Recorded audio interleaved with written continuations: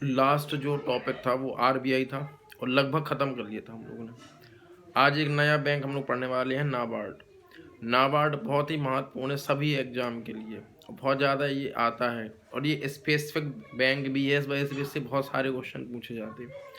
नाबार्ड का full name बहुत ज़्यादा पूछा जाता है, इसकी स्थापना कब हुई थी, ये संवैधानिक बैंक है कि वैधानिक बैंक है, ये सारी बातें इसके अंदर पूछी जाती हैं। कैपिटल क्या थी इसकी जब इसको स्थापित किया गया, तो उन सब पर चर्चा करना। और ये किस तरह से फंडिंग करती है, कैसे फंडिंग नहीं करती, वो सारी बातें, किसके माध्यम से फंडिंग करती है, किसको करती है फंडिंग, सारी बातें आज हम लोग डिस्कस करने वाले हैं इस वीडियो में। तो शुरुआत करते हैं नाबार्ड। सबसे पहले बता दूं, नाबार्ड एक सार्वजनिक बैंक है सबसे पहले तो, जिसका फुल नेम है, नाबार्ड का जो फुल नेम है, सबसे पहले इसका फुल नेम समझ लीजिए। तो national bank for agriculture and rural development, national bank for agriculture and rural development, यानी कि राष्ट्रीय कृषि एवं ग्रामीण विकास बैंक, राष्ट्रीय कृषि एवं ग्रामीण विकास बैंक, ये इसका फुल नेम है। सेकंड चीज है इसकी स्थापना। इसकी स्थापना जो है वो 12 जुलाई 1982 को, 12 जुलाई 1982 को इसकी स्थापना की गई थी। जब इसकी स्थापना की गई उस समय 6th 5 ईयर प्लान चल रहा था, 6th 5 ईयर प्लान चल रहा था। अब किसी भी चीज़ की जब स्थापना होती है तो कोई ना कोई सिफारिश पहले करता है कि इसकी आवश्यकता क्यों है या क्यों नहीं है, ठीक। ये स्थापित करने का जो मुख्य उद्देश्य था इसका, जब इसको इसके लिए सिफारिश हुई तब आरबीआई पर बहुत ज़्यादा बर्डन था, उसको कम करने के लिए, उसके भार को थोड़ा सा कम करने के लिए, उसके सहायक के तौर पे काम करने के लिए इसको स्थापित किया गया था। तो इसकी स्थापना जब हुई तो इस पर सिफारिश जिसने दी वो समिति थी स्योरमन समिति। स्योरमन समिति की सिफारिश पर नाबार्ड बैंक को स्थापित किया गया था और इसका मुख्यालय मुंबई में है। तो 2-3 बातें इंपॉर्टेंट हो गई। इसका फुल नेम हो गया, इसकी स्थापना कब हुई थी, 12 जुलाई 1982 को हुई थी और इसका मुख्यालय मुंबई में है। स्योरमन समिति के आधार पर इसको या उसके सिफारिश पर इसको बनाया गया था। नेक्स्ट जो इम्पोर्टेंट चीज़ आती है वो ये आती है कि जो इसको बनाने का उद्देश्य क्या था। तो मैंने बता दिया आरबीआई के सहायक के तौर पर, लेकिन इसका जो मुख्य उद्देश्य है वो ये है कि यह कृषि एवं ग्रामीण बैंकों, कृषि एवं ग्रामीण बैंकों के लिए हेल्प करती है। कृषि एवं ग्रामीण बैंकों के लिए हेल्प करती है और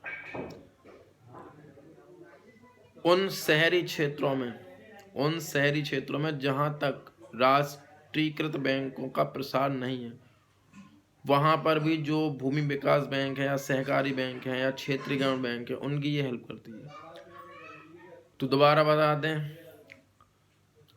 इसका जो मुख्य कार्य इसका जो है वो ये है कि ग्रामीण एवं ऐसे शहरी क्षेत्र जहां तक बैंक की पहुंच नहीं है, ऐसे क्षेत्रों में ऋण उपलब्ध कराना या वित्तीय सहायता उपलब्ध कराना। ग्रामीण एवं कृषि क्षेत्रों के लिए ऋण उपलब्ध कराना या वित्त उपलब्ध कराना। इसका लेखा वर्ष जो है वो 1 जुलाई से जून तक है, 1 जुलाई से जून 30 जून तक। इसके बाद इसके बारे में बता दूं मैं, इसकी जब स्थापना हुई उस समय इसकी कैपिटल 100 करोड़ थी। जब इसकी स्थापना हुई उस समय इसकी कैपिटल कितनी थी, 100 करोड़। और उस कैपिटल में आरबीआई और सेंट्रल गवर्नमेंट दोनों का बराबर हिस्सा था। आरबीआई का और सेंट्रल गवर्नमेंट का दोनों बराबर हिस्सा था, ठीक है। लेकिन वर्तमान में इसमें पूरी की पूरी पूंजी सेंट्रल गवर्नमेंट की ही लगी हुई है। वर्तमान में इसमें जितनी भी कैपिटल है वो पूरी की पूरी सेंट्रल गवर्नमेंट ने ही लगाई हुई है, मतलब आरबीआई में के द्वारा इसमें वर्तमान में पूंजी नहीं लगाई गई। लेकिन जब इसकी स्थापना हुई उस समय आरबीआई और सेंट्रल गवर्नमेंट दोनों ने इक्वली कैपिटल को लगाया था, जो कि 100 करोड़ थी। नेक्स्ट चीज क्या है, यह एक असंवैधानिक संस्था है लेकिन वैधानिक संस्था है। असंवैधानिक और वैधानिक में अंतर क्या है? असंवैधानिक का मतलब है संविधान के किसी भी अनुच्छेद में, किसी भी भाग में, किसी भी अनुसूची में इसका वर्णन नहीं है। सेकंड चीज, यह एक वैधानिक संस्था है। क्यों? क्योंकि इसका एक विधान है, अर्थात एक अधिनियम है जिसके अनुसार यह काम करती है। नाबार्ड एक्ट 1981 के आधार पर यह काम करती है। तो जो भी बैंक्स का एक अपना एक्ट होता है उसे हम वैधानिक बैंक कहते हैं। संवैधानिक उसी जब उसे भारतीय संविधान में किसी अनुच्छेद के अंतर्गत या भाग या अनुसूची के अंतर्गत रखा गया हो, लेकिन नाबार्ड को नहीं रखा गया है। सेकंड इम्पोर्टेंट चीज़ है कि इसका क्या कोई चेयरमैन होता है? तो हाँ, बिल्कुल होता है। इसका एक चेयरमैन होता है जो केंद्र सरकार के द्वारा नियुक्त किया जाता है। वर्तमान में हर्ष कुमार है, लेकिन आप हर्ष कुमार अभी याद रखिए, लेकिन कोई एग्जाम अगर हो तो एग्जाम से पहले एक बार अपडेट जरूर करें, क्योंकि संस्थाएं जितनी भी होती हैं उन संस्थाओं के चेयरपर्सन समय के साथ बदल भी सकते हैं, इसलिए एग्जाम से पहले एक बार उनको जरूर पढ़ के जाएं। अब मैं बता दूं, जैसे मैंने बताया, यह कृषि एवं ग्रामीण विकास हेतु ऋण उपलब्ध कराता है। तो किस प्रकार ऋण उपलब्ध कराता है? डायरेक्ट या इनडायरेक्ट? दो बातें होंगी। क्या नाबार्ड के द्वारा डायरेक्ट जनता ऋण ले सकती है या किसी के थ्रू ले सकती है? ये दो इम्पोर्टेंट बातें। तो नाबार्ड के द्वारा ऋण डायरेक्ट नहीं लिया जा सकता, ये फंडिंग किसी न किसी प्रकार से करती है। तो ये जो फंडिंग करती है, फंडिंग करने के लिए या रीफाइनेंस करने के लिए दो प्रकार की संस्थाओं को ये हेल्प करती है। इसके साधन के रूप में दो संस्थाएं कार्य करती हैं।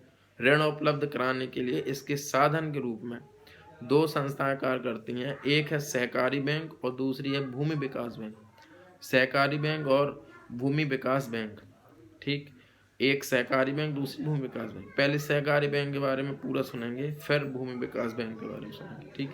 नाबार्ड कृषि एवं ग्रामीण विकास के लिए ऋणों का भुगतान दो प्रकार से करता है, दो साधनों के माध्यम से करता है। सहकारी बैंक के माध्यम से और भूमि विकास बैंक के माध्यम से करता है।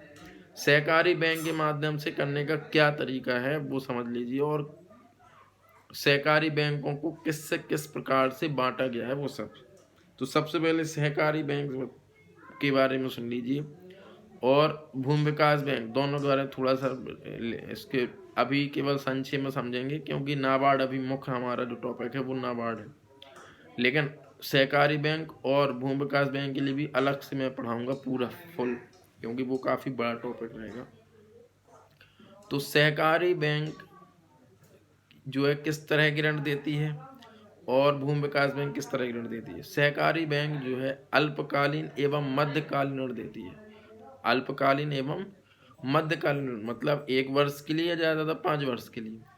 लेकिन जो भूमि विकास बैंक है वो दीर्घकालीन ऋण देती है, दीर्घकालीन ऋण देती है।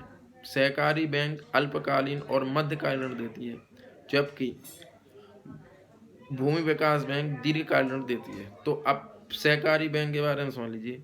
सहकारी बैंक को 3 स्तर पर बांटा गया है। सहकारी बैंकों को 3 स्तर पर बांटा गया है।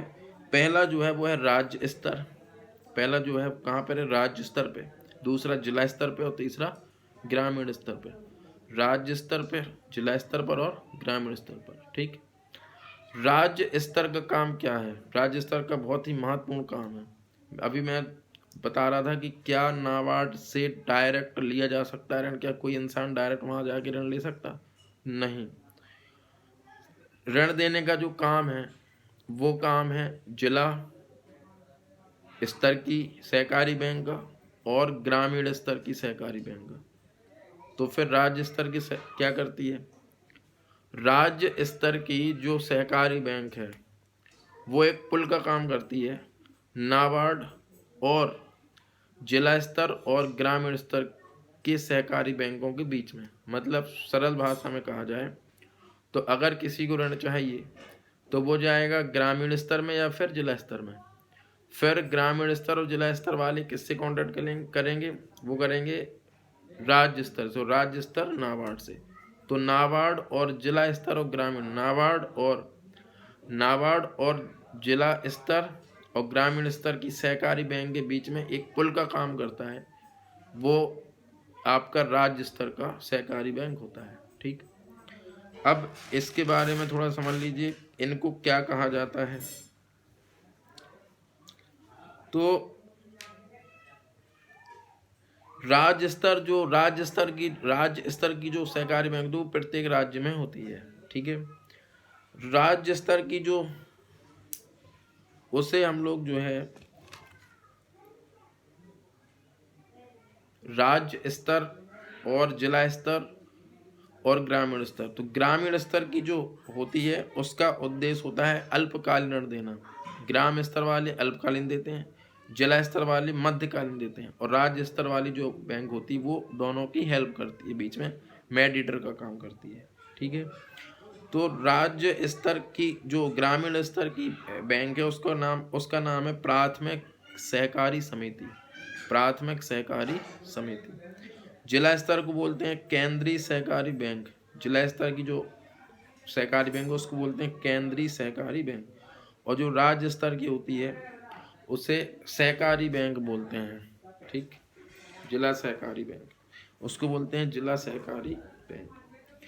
इसके अलावा हम लोग बात करने वाले हैं अब भूमि विकास बैंक की। तो भूमि विकास बैंक के बारे में बता दूं, भूमि विकास बैंक दीर्घकालीन ऋण उपलब्ध कराती है। उसका मुख्य उद्देश्य जो है वो क्या है, दीर्घकालीन ऋण उपलब्ध कराना। नाबार्ड ही भूमि विकास बैंक को फंडिंग करेगी। तो यहाँ पर भी दो स्तर हो गए इसके, एक राज्य स्तर और एक जिला स्तर। एक राज्य स्तर और एक जिला स्तर। यहाँ पर भी जिला स्तर जो है वो ऋण देगा और राज्य स्तर उसके मेडिएटर के तौर पर काम करेगा। तो राज्य स्तर क्या काम करता है, एक पुल के रूप में काम करता है किनके बीच, नाबार्ड और जिला स्तर की भूमि विकास बैंक के बीच। तो जिला स्तर की जो बैंक होती है उसको बोलते हैं प्राथमिक भूमि विकास बैंक। प्राथमिक भूमि विकास बैंक का काम है दीर्घकालीन ऋण उपलब्ध कराना। किसके माध्यम से, राज्य स्तर के बैंक के माध्यम से। राज्य स्तर का बैंक एक मेडिएटर का काम करता है नाबार्ड और जिला स्तर की बैंक के बीच मेडिएटर का काम जिसका है वो है राज्य स्तर की भूमि विकास बैंक। दोबारा समझ लीजिए, राज्य स्तर की भूमि विकास बैंक का काम है नाबार्ड और जिला स्तर की बैंक के बीच में एक पुल के रूप में काम करती है, अर्थात इसकी सहायता से फंड का रीफाइनेंस होता है और फिर उसके द्वारा ऋण को प्रदान किया जाता है।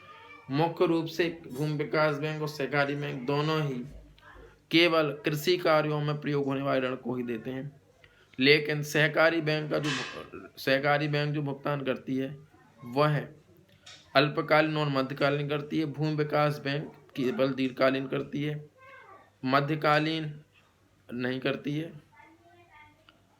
सहकारी बैंक के 3 स्तर हैं, ग्रामीण स्तर पर भी काम करती है, जिला स्तर पर भी और राज्य स्तर पर भी, लेकिन भूमि विकास बैंक केवल 2 ही स्तर हैं, जिला स्तर और राज्य स्तर। राज्य स्तर का काम दोनों ही बैंकों के लिए, राज्य स्तर का काम केवल मेडिएटर का है, मतलब बीच में एक पुल के रूप में काम करती है नाबार्ड और अन्य बैंकों के बीच। अन्य बैंक मतलब जिला और ग्रामीण के बीच। तो ये था कुछ महत्वपूर्ण बिंदु नाबार्ड से लेकर। तो नाबार्ड आपकी समझ में आया होगा आपको, नाबार्ड जरूर।